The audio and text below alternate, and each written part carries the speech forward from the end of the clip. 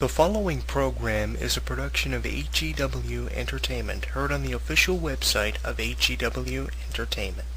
It's that time once again for HEW Entertainment Radio. And that's all I got to say about that. Hosted by Jonathan Clarke. The beat! The man! You gotta beat the man! Whoa! Be sure to join us in the live chat room during the show. Hulkamania is running wild like it's never ran before. Call us on one of our request lines. If you live in the United States, call us at 1-641-985-7800, box number 3729288. If you're from Canada and would like to call us from 1-647-724-4194, box number 3729288. Long distance charges may apply in some areas. I've been the world heavyweight champion 10 times. Or you can always drop us a line at MySpace, myspace.com/HEW Entertainment. And you will rest in peace. Emailing us works for you too. Email us hewwrestling@hotmail.com. I am a wrestling god. JBL.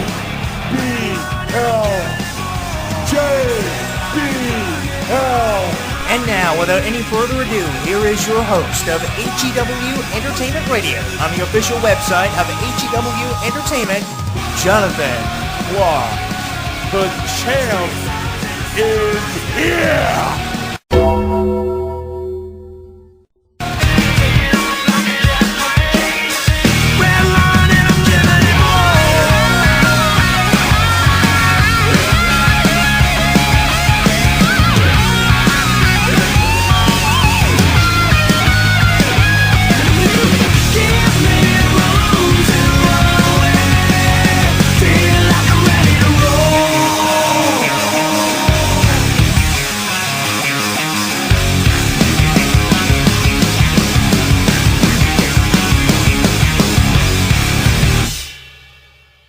Now streaming live on YouTube, Twitter, and Facebook.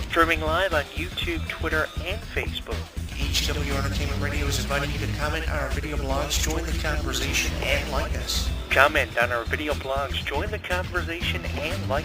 So what are you waiting for? Log on and listen now.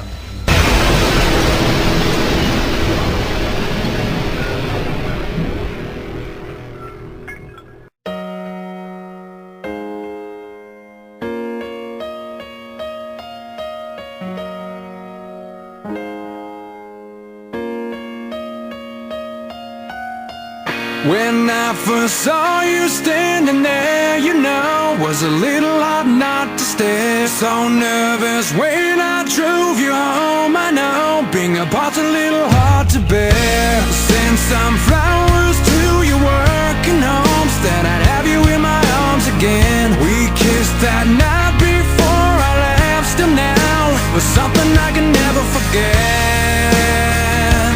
You've got all that need. We're looking at all or nothing, babe, it's you and I. With you, I know that I'm good for something, so let's go and give it a try. We've got our backs against the ocean.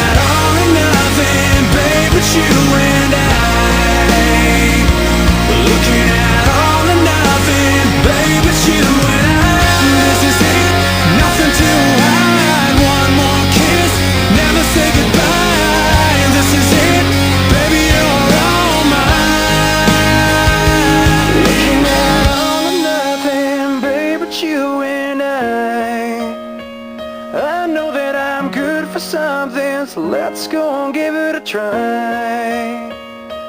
Got our backs against the ocean, it's just us against the world. Looking at all or nothing, babe, it's you and I. With you I know that I'm good for something, so let's go and give it a try. We've got our backs against the ocean, it's just us against the world. Looking at all or nothing, babe, it's you and I. Looking at all or nothing, babe, it's you and I.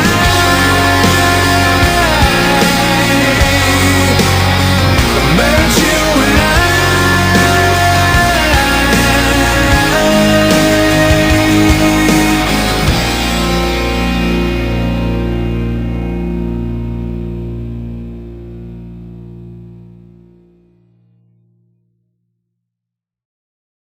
The WWE Universe shouts out of respect for Kane and Daniel Bryan, your WWE Tag Team Champions, and I have to be honest, as both a radio host and columnist for so many years, Kane and Daniel Bryan are just so fun to watch. And I say that because over the years we haven't seen that many interesting teams hold the tag team titles for this long. We have seen teams hold the titles for an equal amount of time like Kane and Daniel Bryan currently are, but it hasn't been as fun watching these teams as it is Kane and Daniel Bryan. This is why I hope that WWE prolong the reign of Kane and Daniel Bryan as the tag team champions, especially to coincide with The Undertaker's return to full-time action in the WWE. The Undertaker actually has been wrestling since WrestleMania. That's a good thing, and I hope WWE keep the tag team titles on Kane and Daniel Bryan long enough that the ratings will increase and fans will become more interested in the tag team division, because this is what the tag team division has needed for the last number of years. WWE, pretty much for the better part of the last 5 years, have been throwing teams together just to create, out of desperation, a tag team division, something that was lost when 80s tag team wrestling really became a thing of the past. 80s really, and 90s tag team wrestling became a thing of the past. The days of Strikeforce, Demolition, the Legion of Doom are long gone, and WWE realized that. So what they're trying to do is they're trying to throw these teams together, give them a catchy name like they've recently done with Kane and Daniel Bryan, some teams of recent years like Miz and Big Show and Chris Jericho, and Edge and Chris Jericho, even Edge and Randy Orton from 2006 when they were in a feud with the Generation X. They even went as far, yes, of course, to reunite the Generation X for 2 runs in 2006 and their final run in 2010. And if that isn't desperation, I don't know what is. But Kane and Daniel Bryan are in a different category altogether. They are nothing but desperation. I think what they are is a way of entertaining the WWE fans, unlike any other team has. The work that they did with the primetime players wasn't as interesting as what they're currently doing with the Shield. I think the Shield facing Team Hell No on tour is great for Raw and SmackDown tours, and it's going to be just as effective for pay-per-view tag team title matches. It'll give fans of tag team wrestling something to look forward to for pay-per-views, and I hope we see a series of matches between Kane, Daniel Bryan, and the Shield for the tag team titles, leaving The Undertaker out of it over the next few months. Now, of course, all this is put together for The Undertaker's return to full-time television, which was a rumor for the better part of last year, and I think that it's great that it's finally coming into fruition. And seeing Daniel Bryan getting the opportunity to team with Kane and The Undertaker, two legends of professional wrestling, I mean, how thrilled is he to be in the middle of all this? You know, when Kane and The Undertaker were kind of backing him up in a feud with the Shield a few hours after WrestleMania, I mean, Daniel Bryan looked thrilled to be out there, you know, in this program with Kane, Daniel Bryan, and the Shield. It was almost as if he was saying to the Shield, you know, in order to get to these two legends, which I have an unbelievable amount of respect for, you have to go through me. The Shield backed down, and over the last couple of weeks they really targeted The Undertaker. There's not so much emphasis on Paul Bearer's passing, which it was for CM Punk, which is really good. If there was still a lot of emphasis on Paul Bearer, this would just sicken me, so they've taken that out.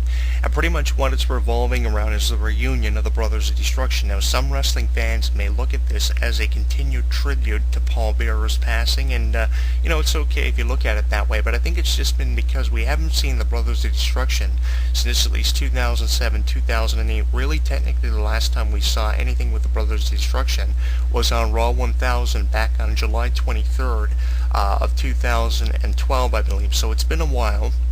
since we have seen WWE do anything with the Brothers of Destruction, and it's nice to know that they're actually going to be teaming together for the first time in at least 4 or 5 years.